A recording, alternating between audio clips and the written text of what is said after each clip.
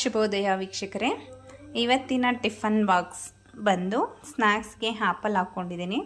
ಆ್ಯಪಲ್ಗೆ ನಾನು ಯೂಸ್ ಮಾಡೋದು pink salt. So ಸಾಲ್ಟ್ನ ಸ್ವಲ್ಪ ಅಪ್ಲೈ ಮಾಡಿ ಹಾಕ್ಕೊಂಡ್ರೆ ಆ್ಯಪಲ್ಲು ಫ್ರೆಶ್ನೆಸ್ ಹಾಗೆ ಇರುತ್ತೆ.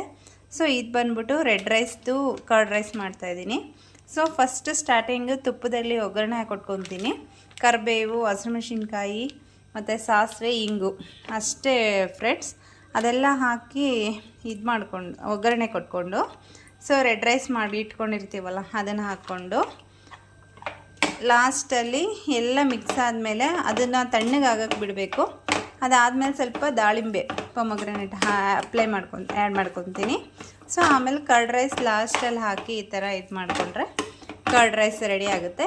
ಮಕ್ಕಳಂತೂ ತುಂಬ ಇಷ್ಟಪಟ್ಟು ತಿಂತಾರೆ.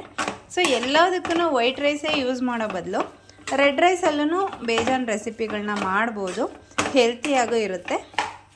ಸೊ ಧನ್ಯವಾದಗಳು.